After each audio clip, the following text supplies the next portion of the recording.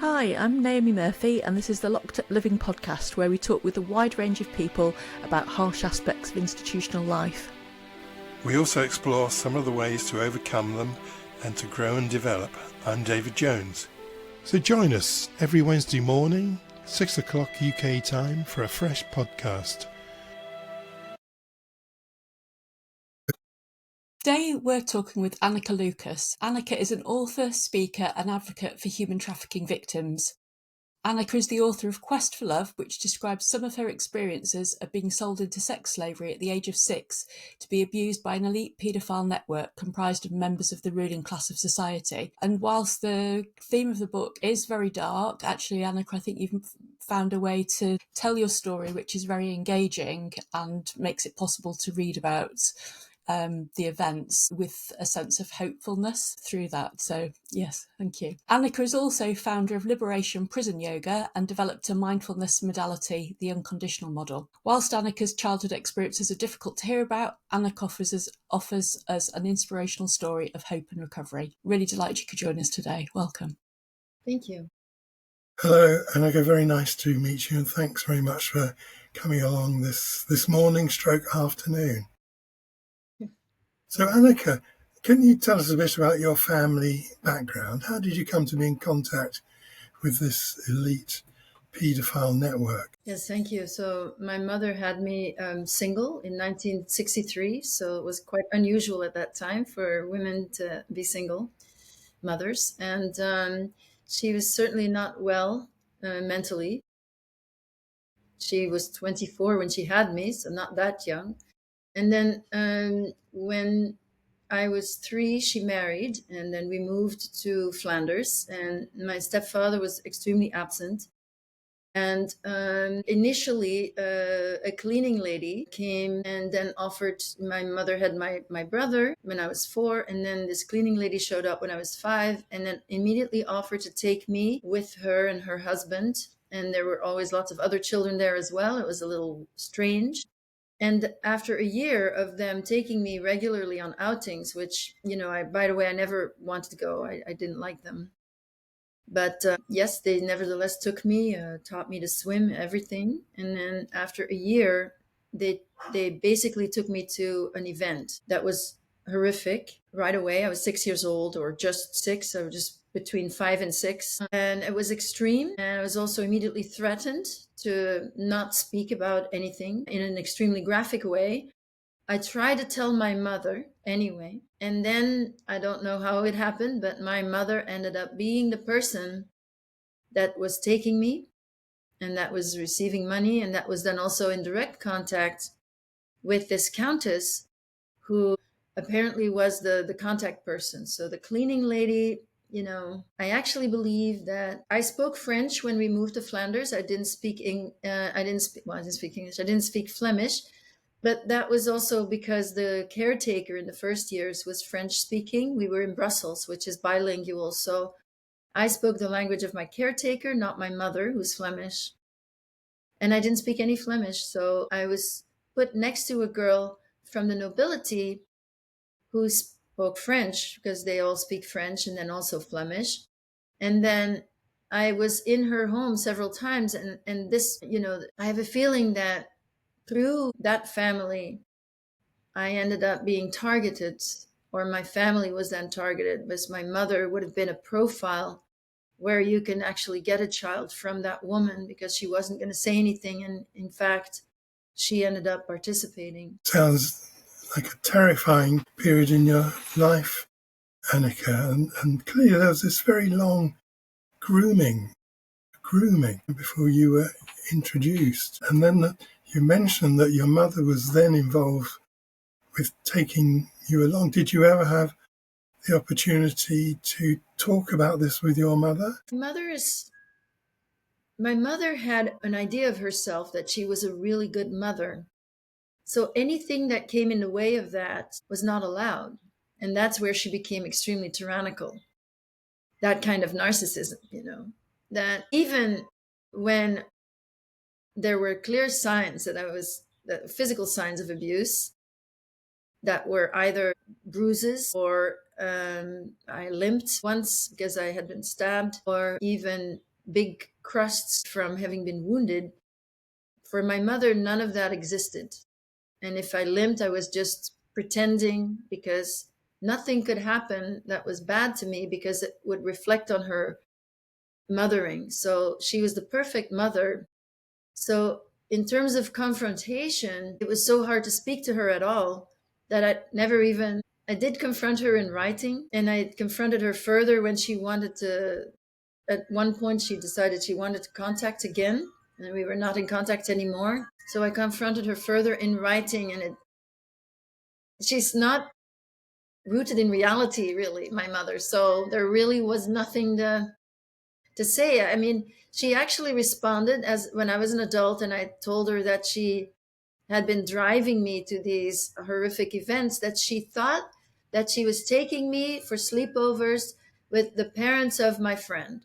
So she, as much as admitted that she was taking me to strangers' places at night, except that she also was getting paid, and she would drop me off at the side entrance, and but she, even as she was driving me to these events, it's not like she allowed herself to know in that moment what the consequence of that was going to be for me. I'm not sure if it's that denial was so great that not only could I never get anywhere with her during the time that this was happening, but also afterwards there really was no common ground really to agree to even have the confrontation. Highlighting something really important there, aren't you, about how people end up facilitating and enabling abuse of children, though, and by switching, closing their eyes to very obvious signs that something's deeply, deeply amiss and choosing not to allow that information to, I mean, it should have been obvious, but you can see how someone who's perhaps avoidant in nature switches off to that kind of information. Well, my mother was very active because she did drive me and she was receiving money, but my stepfather was completely avoidant. So I tried to tell him once when I was a child, I wrote that in my book, by the way, that things were happening. It was not what my mother was telling him. And he didn't believe me then. And then later in life, he did want to believe me, but that was just because they had divorced and he just wanted to gossip about my mother, basically. And but he never allowed in, also didn't never allowed in what this means, what this meant. I mean, he started to change. He started to say that you went to parties rather than that I was abused at orgies, a very different context that he was giving to it to minimize everything drastically, because he also couldn't see his own responsibility there. Thank you. And it certainly sounds like there was a very high level of organisation among this network in preparing victims for their role as, well, sex slaves. Can you tell us a bit more about what this entailed? Yes, sure. So in Belgium, it wasn't that organized, although I think in the network, they really know trauma very well. So they use trauma the trauma is used in order so the trauma reactions are actually exploited completely and evoked in order to have this mind control, to do the mind control on the victims. So in Belgium, we were being indoctrinated, but it was a little bit more haphazard, you could say. But the result is still very impactful to a child, obviously. So I was told at 6 years old, I was taught how to treat the men. And I was told that I should make them feel comfortable and that they were new. And so I had to be like a little mother prostitute to these adult men that were supposedly doing this for the first time. And this was, of course, to tape it for blackmail purposes. So I had to also position them. You see, as a 6, 7-year-old child, I had to position them so that because the camera was hidden and I knew where it was, and I had to position them to make sure that they would have the material on them, why this was supposedly done. And of course, these men, and in Belgium too, they were very good at triaging the people that were coming into these through secret societies and so forth into this club, you could say, triaging those people that were going to be open to, pedophilia, and those that weren't. And those that were not open to pedophilia, I didn't come across them. They would have been, blackmailed in other ways. But pedophilia was definitely the most common way that people were being blackmailed. And then they were also rewarded, though. It's not just that they were being blackmailed now, it's that they were actually rewarded with position. And this is how it worked. So the power maintains itself by getting these people that are all compromised. And the worse you are, the worse psychopaths got ahead the most.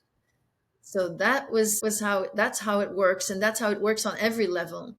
And then at 9 years old, I was then given to what I called the global network, which were more powerful networkers with, billionaire, well-known billionaires and so forth. And then these people, there was a level of organization there that was very impressive. And I think to this day is very impressive, where I was first triaged by the person himself, by the man who was going to make me his own elite slave.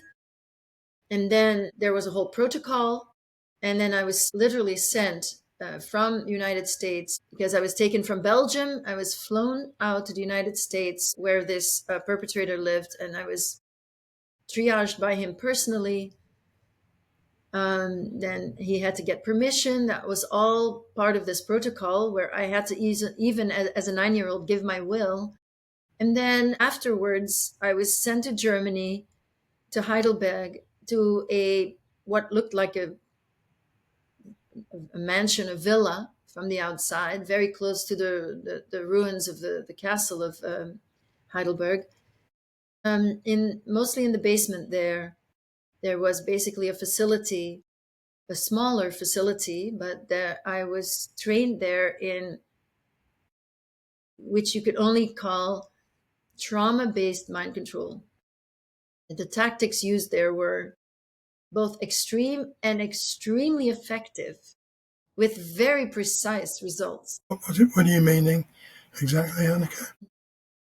So there were different parts to this training, and maybe four major parts. They're called alpha, beta. The alpha training has to do with the physicality, so it's kind of don't force sports, but that was sort of on the side. As a sex slave, I was being trained very specifically with films, forced, being tied up, and actually in chains in a special kind of chair, and then my eyes pried open to watch certain movies that were showing men, like to guess at men's sexual perversions. I had to look at it's a screen, these films, where you would see the face of a man, and then you would see him engaging in his particular perversion, and then I would be shown the face of a man and have to guess what he liked. And if at first I had found a way to sort of blur everything and not really see what was happening on the screen because it was so horrendous, it was really horrific. And if I couldn't really tell at first, then I was either being suffocated or drowned, which then was a punishment, but it was also done with such precision, and, as if the person in charge there knew exactly how long he could keep me underwater so that I would pass out. I would have a near-death experience. My spirit would leave my body, and I would then become more intuitive and be able to get the answers right more quickly. That was the other side of that training, of that punishment. And I noticed how I was changing when I was there. This was one part of the training. There were maybe four major parts to it. There was the sex slavery, which was recognizing men's sexual perversions immediately, so that you bypass the conscious mind and you just intuitively or instinctively know. The second was to see their weaknesses. So that was another round of films with the same system. In between, I was electrocuted and I was screamed at, repetitively screamed at, the seeing men's sexual perversions. In between, I was tied to a chair that went back, and I had the handlers screaming over my head that I was a whore, repeating that very loudly and aggressively, and while I was being electrocuted. And the electrocution was used a lot also, so it was a lot on my head, but also connecting to points on the body, and I don't really know fully the purpose of it, but I know that I was changing rapidly during that time. I also had a part of the training there it's called the Delta programming, which most mind control slaves would undergo, which is about killing, and then psychic opening the psyche very specifically, and then doing very specific things, they find your ways in which we all have some psychic ability, so they find particularly the way, and then they do everything to completely open that. And in my case, that this was done by putting me in a salt water tank, a sense deprivation tank. The salt water, except salt water so deep that I had to stay awake. So in this state of floating and needing to relax by force, and floating for what seemed like days, having to stay awake, it brings you into these completely different states. And I've learned since that the weightlessness itself also makes you more psychic. And then I was given tasks, psychic tasks, and that was sort of the beginning of a year of. It was a month. I was there for a whole month in Heidelberg, and this is the summer of 1972, and I was 9 years old. I was gone from home for 2 months, the whole summer, and back for school the next year. But that year, from September 1972 to April of 1973, I was taken a lot, either for more training or more specific things, and then also already, you can say, deployed as a sex slave, as an elite sex slave with prominent politicians. Well, this is a real horror story, isn't it, Anneke? And you seem to be suggesting earlier on that you think this still goes on. Is that right? Well, there's nothing been done to end it.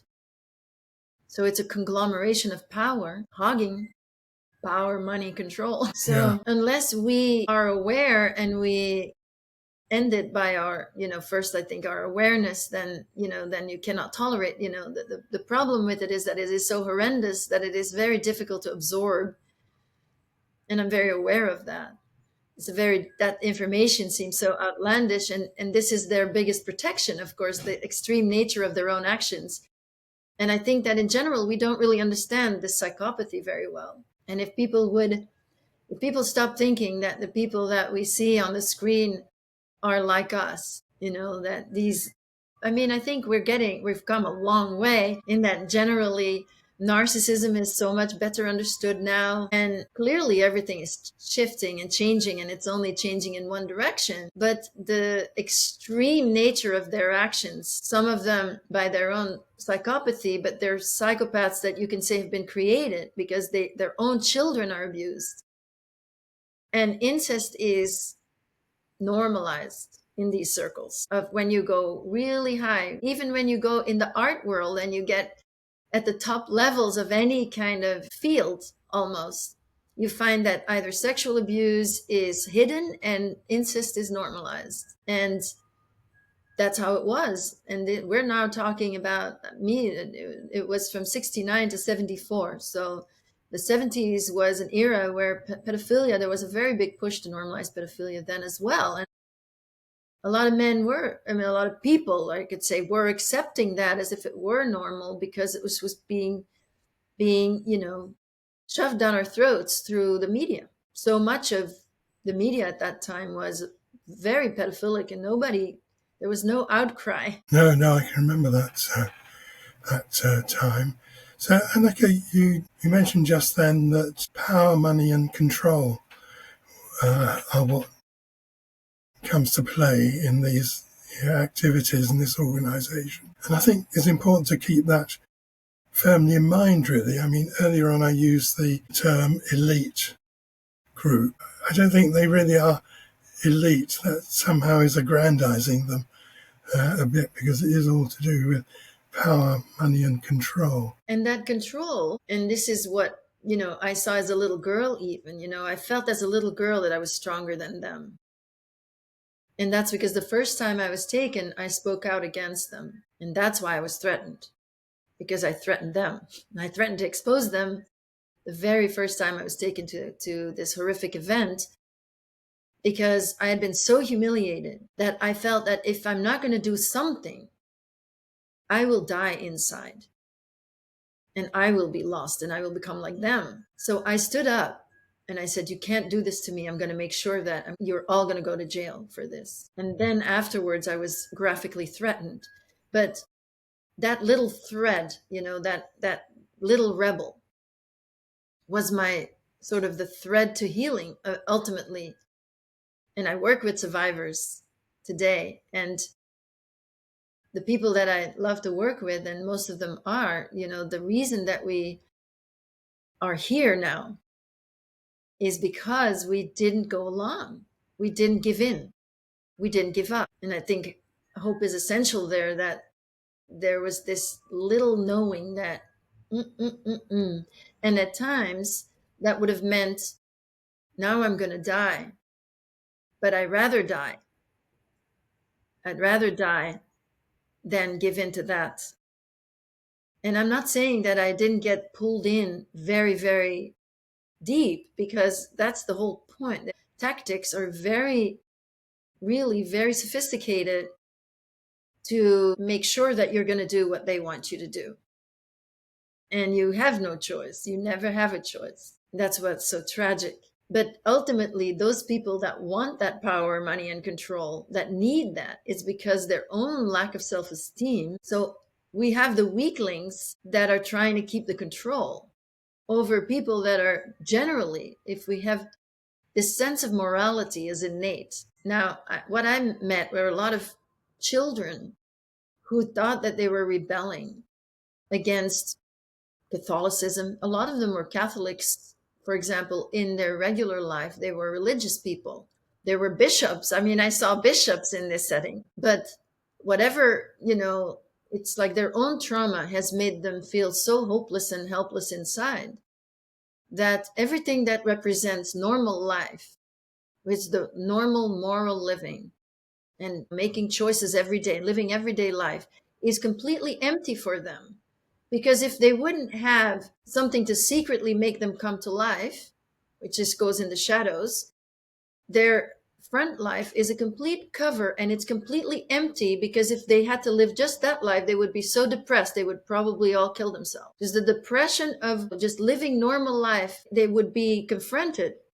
If you try to live a good life, you're confronted with your shadows. They come somehow, they come and catch up with you. So what they've done, and how this becomes satanic, because it's a reversal, is that the front life is all image.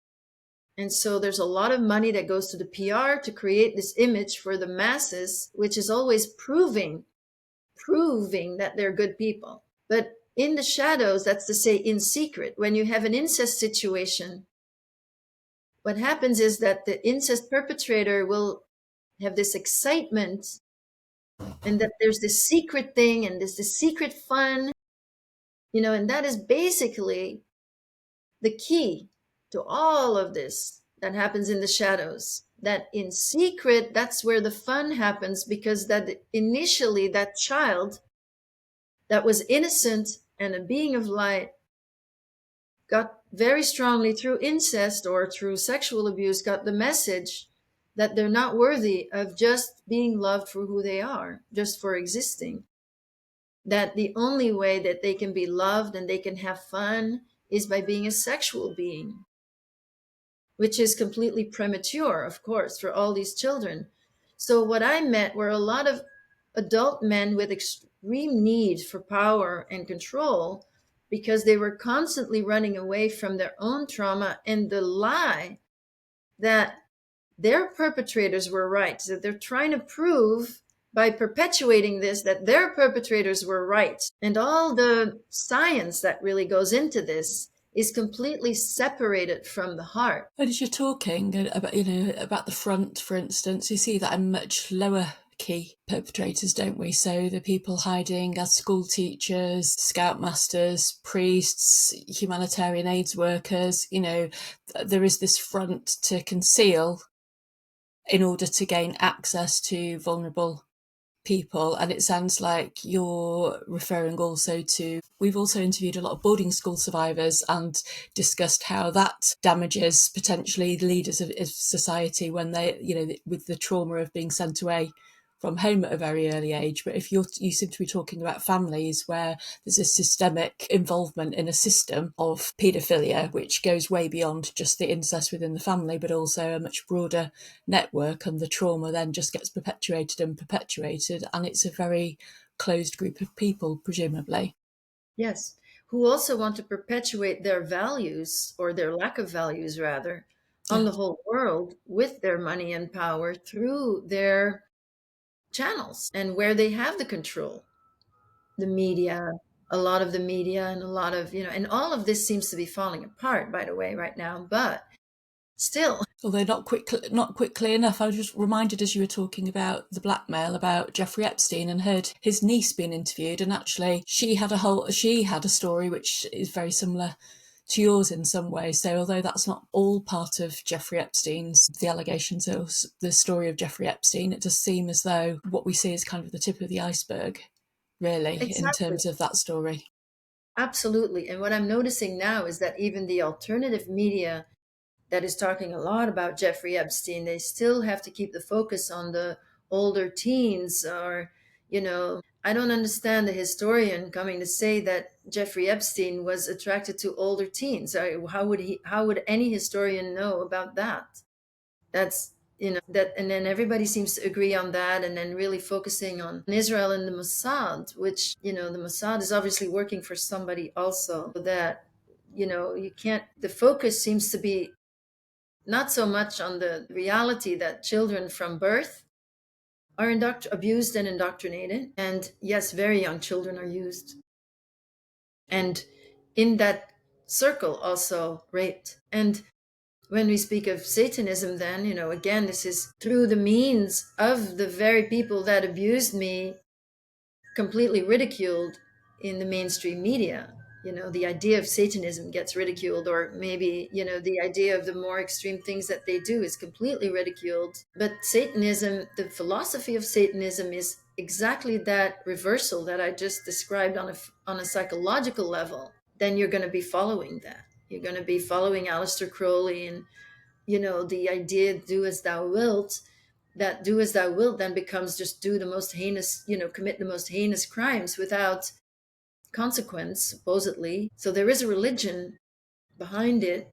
And that then just fortifies the unhealed trauma, the psychopathy, especially, just going deeper and deeper. What people generally don't understand is that to these people that are involved in this, and, obviously that's not everybody, that's certain people that are involved in this, and then some more than others. I think a lot of people are caught in it without really wanting the negative parts, but they've been bought in, through whatever means of blackmail, or for the sake of their position, or whatever. But the reversal is the psychological reversal creates this, that the trauma that isn't healed creates a person for whom nothing means anything anymore.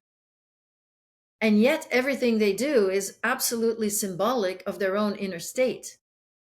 So the chaos they create and the harm they create is an absolute reflection of their own inner states, of the little parts that are victimized, that then have to die, or the little parts in them that have to suffer because they can't get to them and heal them in the proper way.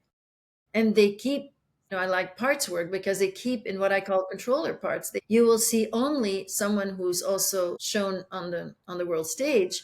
You'll see either a part that is controlling, that is in control, or either you'll hear about a part that is escaping, but you'll never get a sense of the truly greater self, which is the spiritual aspect, or you'll never get a sense of the true victimization.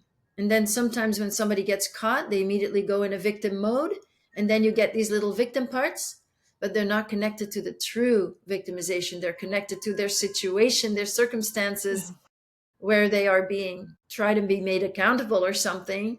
And then you get this sort of complaints from somebody who feels victimized when they've had so much privilege and power. Such a horrific account to listen to, and I guess it is so horrific that it becomes beyond believable to many people. And I wondered if you had any thoughts about how we titrate things in such a way as to enable people to begin to believe some of this?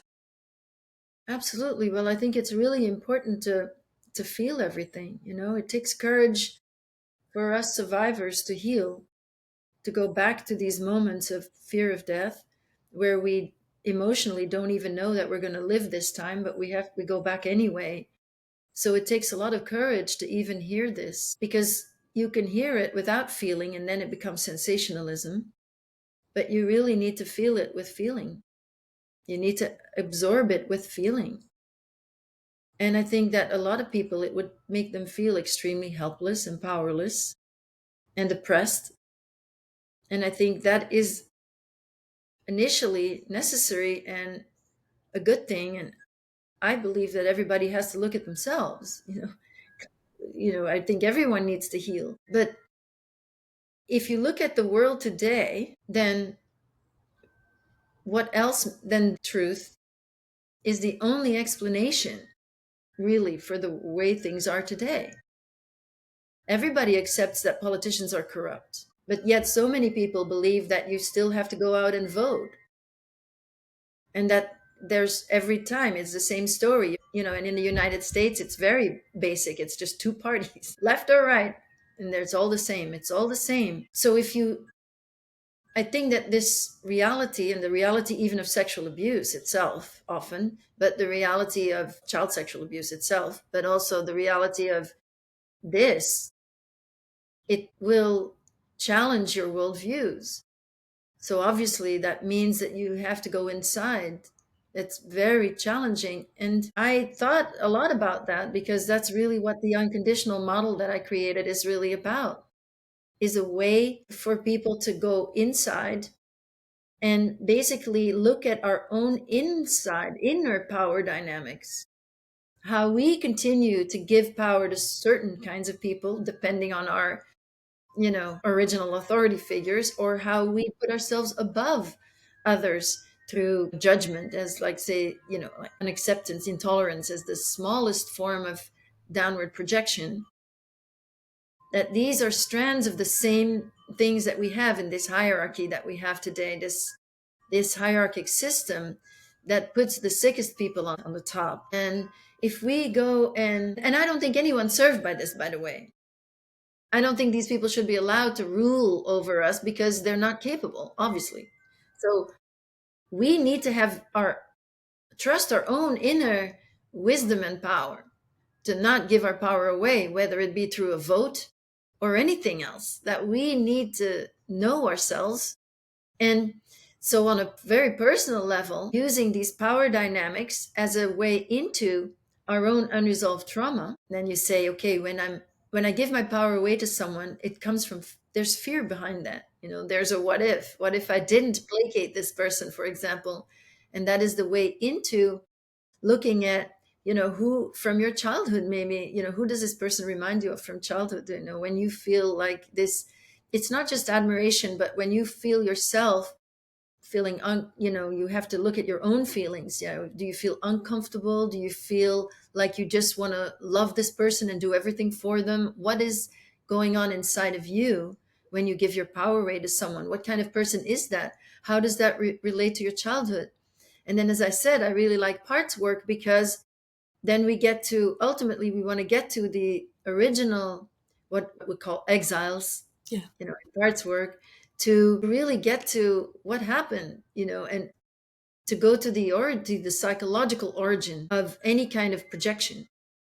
It sounds, Anneke, like you've come up against quite a lot of sadism, actually, in your childhood, and I wondered what sense you made of the concept of no bad parts.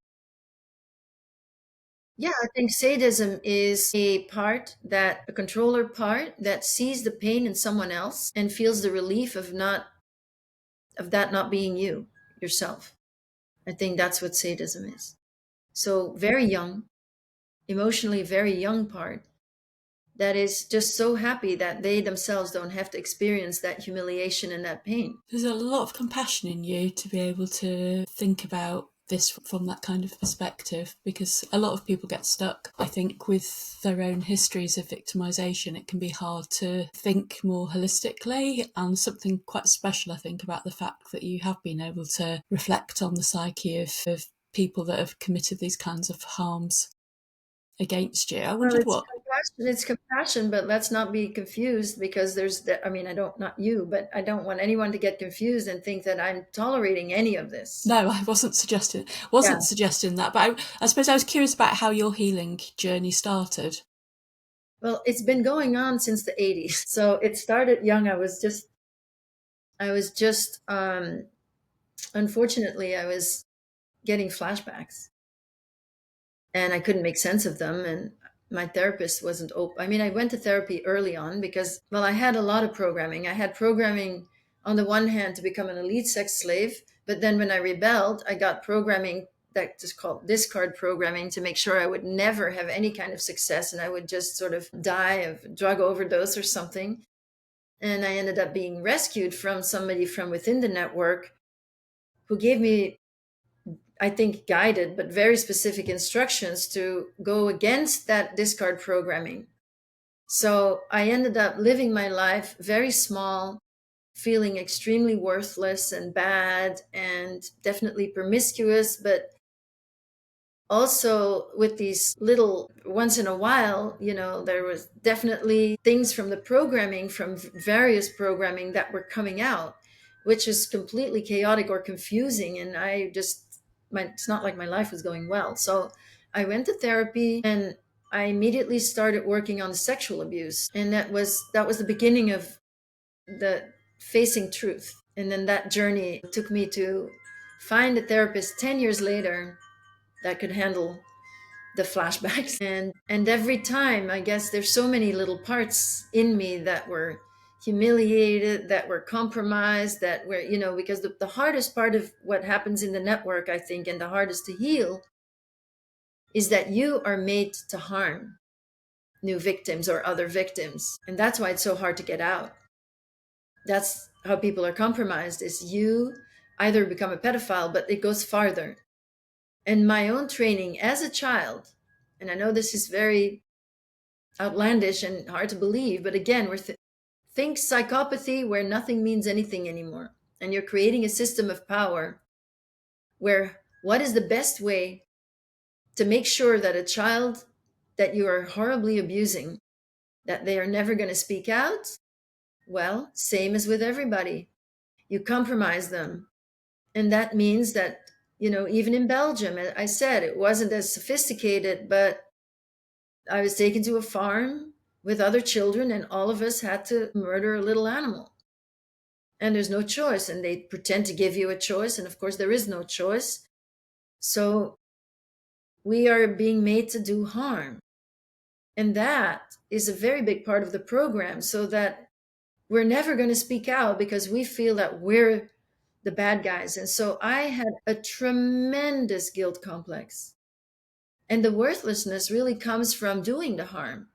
Even as a child, even though it was coerced, you don't know that it was coerced anymore because your hormones, your survival states, you don't know that this was coerced as a child. You could never sort that out. You have to have an adult to come and tell you initially, that the compassion for the child in that situation, you need that viewpoint from the adult to say, you didn't want that, you didn't know, but you were just trying to survive. So it goes so far in these circles that of course it makes it very difficult. They want the children to become part of this network as well. So there was a big push to make me part of this network, which eventually failed. And then I was reprogrammed to make sure I would never speak, or I would, quietly kill myself in some way or other, that I would never speak. It's all about never speaking. And in fact, when I was a child, I was always thinking, man, you put so much attention and effort on me not speaking out. And I was thinking, why would I ever? Why would I ever speak out? This is crazy. I would never say anything. I'm so ashamed. I thought, I was being told I was a whore when I was 6 years old. So I was not going to go to school and tell people that actually I'm a whore, in the weekends. I was not going to do that. I was so ashamed. And then when you're being forced to do harm, then you're so ashamed. And in fact, when you take a life, I think that's the greatest trauma. You could never bring it back. So to heal from that, really the only way to heal from that, and you can heal from even taking a life, is that you really need to connect in a very personal way with spirit. And I think the journey to truth leads everybody to spirit. That if you follow truth, you're already on a spiritual path, because that's not common in this world. In this world, there's a lot of pressure to belong here or to belong there, and there's some group think. But if you really follow truth and you want your own truth, that's to say your own trauma and your own blind spots and your own dark, face that, it always comes out to fear, some fear. And of course, trauma is fear of death. And we go back to our fears, we overcome our fears. But without spirit, you could never really overcome fear. But also, you could never overcome the fact that you've taken a life. And this is not a bypass in any way. I promise you, it's not a bypass. But that you have to have the perspective that there's more to life than the physical. Sounds, Anneke, like it was really hard to find a therapist who could work with you, who was able to manage that. What advice do you have for therapists? A lot of therapists listen to this program. What advice would you give to make it possible for people to get the kind of help they need?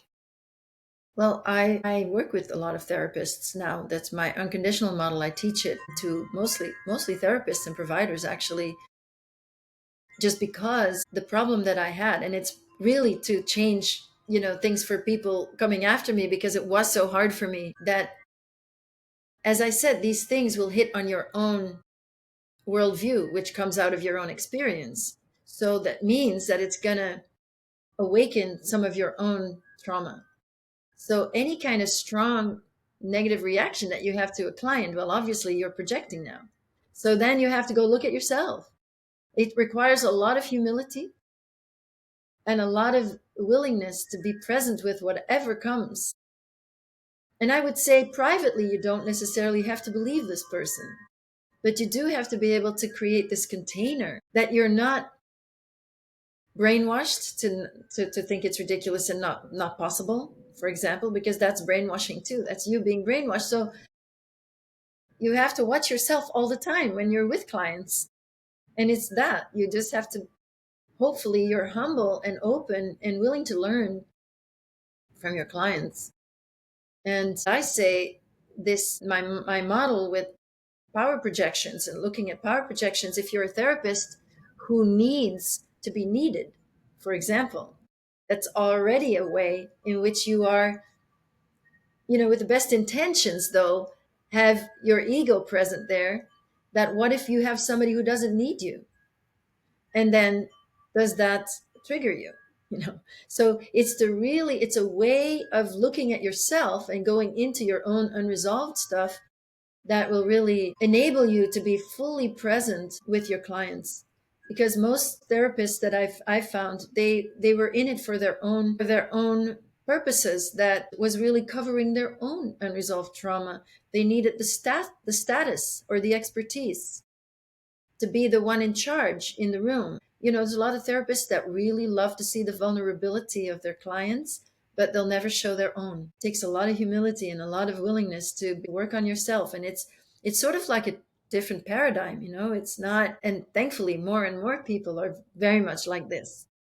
But when I was in the 80s, when I started therapy, yes, my first long-term therapist was not open to the network, and she was also not open to anything relating to my mother because of her own issues, clearly, with her mother. So then I went looking, and I saw many, many, many people before I found the therapist that I was able to work with. When I knew that what I was looking for, that, okay, I knew that I'm not making this up. This is not my sick fantasy. These are flashbacks. There's something there. I don't know what, but I have to find out. then it took me a very long time. I saw a lot of crazy therapists in my search for a therapist that either took things for granted, or one person said, I don't necessarily believe you.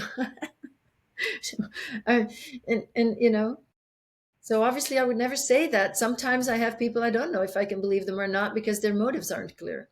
But you're not going to say that. You're just going to create space. You're not there to judge anyway. It's there to create space first and then see if you can get anywhere with someone. And I do that personally. I do that with the fact that I have the experience. So it's different. I'm not a compassionate therapist who has never been through what my client has been through. I've been through it myself. And so because I've been there, I know where they are. But I think this trauma goes deeper than any other trauma, you could say. And it is also a template for all trauma. So there's places to relate on every level, I believe. Thinking as you were talking about the, being made to kill, and even with people who've killed of their own volition in prison, it's quite common for people to experience PTSD as a consequence of their own actions. But I think, that disconnection of the person from their integrity as a person is one of the things that's hardest for them, to try and recover that back after having committed an act like that. And so Absolutely. it resonates a lot with what you're talking about. These are the men that I've worked with, weren't forced to kill. That was usually something they had done, in being out of control. But actually there was still this sense of loss of integrity, as a human being, to when you're committing those kind of acts. I'm aware of one of the things that you've done, which is a really positive contribution besides the work that you do with human trafficking victims, is you have worked in prisons, actually. And I wonder if you would like to say something about that work before we finish. Thank you. Yes, it was very, very beautiful, beautiful work. A lot of trauma in prisons, obviously, and bringing yoga and meditation. But sometimes sometimes we just listened. And this is where I developed the unconditional model, because it was very clear to me the way that you're taught to teach yoga is you just give one command after another. So obviously, if I'm going to go into a prison, I'm not going to use commands, which is what prisoners hear all day long. So I thought I was going to meet my perpetrators. Instead, I met myself. I met myself as a child being treated as the lowest of the low, being completely seen as non-human. That's what I found. And I found beautiful people with a lot of trauma. And in various prisons also, we were in maximum security prisons for women, for men, minimum security, Rikers Island, which is really jails. So in the United States, there's this system that if you can't pay bail, you are thrown in jail until you're actually charged. So these are people that just are poor and can't afford bail, and they might be there for a misdemeanor. So it's very beautiful work, because I did feel very much that often I was just there to give hope. Seeing somebody in the hallway and you smile at them and you just realize that this smile meant the world to them, because they clearly hadn't had anybody just genuinely smile at them for a long time. And you feel it, you feel, or just meeting somebody in the hallway, that happened a lot, and just very quickly talking, I have so much pain, I'm in so much pain, and just very very briefly sitting with them and just being with them in their pain. It was so beautiful to be able to share my healing in that way, and also break through the obvious privilege barriers, that I would be, that you break through that very quickly in such a, but for me, sometimes I had to tell them about my history, because you never, obviously I look rich and I look white, and I'm privileged in that way. So just to break through that quickly, I've used my privilege to heal.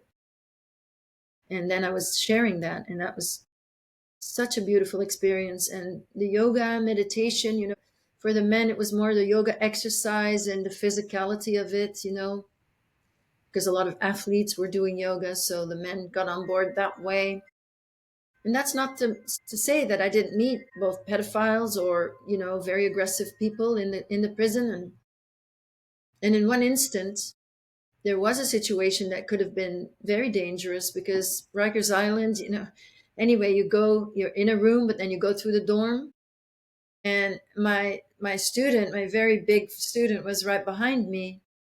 But as I was coming out, a man was looking at me, and he was looking at me in a way that was extremely scary, dangerous, because we were close. I was coming out, he was right there. And my student was right behind me, and he said, "Don't look down," because I was inclined to just look down, which would have meant submission. I had to look him in the eye and go past him. My student sensed that and helped me in that moment. And so there's a lot of beauty everywhere, And I never found any one of my perpetrators in the prison. They're not there. That's why. Yes. So, Anneke, you very courageously told us about some of your horrific experiences, and you've touched upon your somewhat rocky journey through therapy, and that's been wonderful to hear. How do you keep yourself well balanced, psychologically balanced these days? What do you do to keep yourself going? Yes, actually, I'm quite a happy person because I feel completely in alignment with what is wanted from me. Like if when I was young and I would have been told this is what you're going to do in your life, I would have said, no, thank you. I don't think I want that. I would never want that from an ego place. But there came a point in my healing, so I have to say for 20 years, it was extremely difficult and a lot of suffering and feeling all the heaviness and the pain of what was done to me and what was also heaped on me, you could say, because that's what the victims are for, is to heap all your unresolved trauma to just temporarily put it with the victim so that you in that moment don't have to feel it. So if I'm not going to go that route, I never have that temporary relief. So I felt it. And it was very, very painful, and I suffered greatly. And it was very difficult to get through the day. And again, thank you for the privilege that I had because I was able to do this, to focus on healing, and I didn't have to go to work for a while. That was through my marriage. Then there came a point where I was still having memories, I was still dealing with things, and it's still difficult, but I wasn't really suffering anymore. It was as if all the tears had been shed. Not that I don't cry, of course I cry, and I can cry in compassion very easily, but it was as if the tears had been shed, and at that point, I might cry for a second or 2 seconds instead of 3 days. And maybe the things that were coming were maybe even more difficult than the things that I cried for so long before. But I was able to handle it there was more, it was as if there was more grace there. And I'm working with, just like in the prisons, working now with other survivors, it's extremely beautiful to connect with someone who feels completely isolated and who may feel that they have never been able to tell someone who believes them. That is extreme. I feel extremely honored to be in that position with that person. And I have a very active spiritual life. I serve in my meditation center. I make sure that I serve, that I'm always busy and, lead the meditations and with chants and everything. And somehow I feel that the magic of the healing and to allow in the greater truth, which is about the light and not the darkness, that there's an orchestration behind it, that I've been able to use both the things that I was trained for in the network to now, one of the things is that you get trained to look normal, which was always a benefit for me, that I could always look normal and not look heavily traumatized, which is now also being normalized, but that's something else. And yeah, those gifts that they pull out of you by force, I'm able to use them, like with the yoga. I was able to be beginning to be present with people. I was learning to be present with men and just absorb so much. And specifically that one little vulnerability, the one place in which they felt completely isolated and they felt they could never be understood and they were very lonely. and to feel that's their weakness in the network, to hone in on that, and then to give the impression that I'm understanding that. Well, that I do that. That continues. I do that, but I do it with love, with real love and compassion, and it's fulfilling. And I feel that my own healing and lack of any kind of desire for revenge and everything really supports me. And like I said, I chant. I was supposed to be a singer. Well, now I'm chanting spiritually, and that's healing. That singer, I didn't sing for 50 years. Now I'm chanting, and it's just so it I'm all my desires are fulfilled or transcended. Thank you. And Anneke, Excellent. if somebody wanted to do your training in your unconditional model, how would they find you? The best way is to go to my website, which has everything. So it's annekelucas.com. And I have workshops there. They're already listed and slated for the next series that we're doing, the level 1 and level 2. And yeah, these are really lovely courses because for therapists, they're going to have the opportunity to meet other survivors, because there's a lot of survivors that are also in a provider role that are also present there for the courses. So it's really a collaboration. And we've done 3 level 1 courses, so they go over 10 weeks. And it's really, every time it's a beautiful coming together. And yeah, the model is very specific, and I'm very proud of it.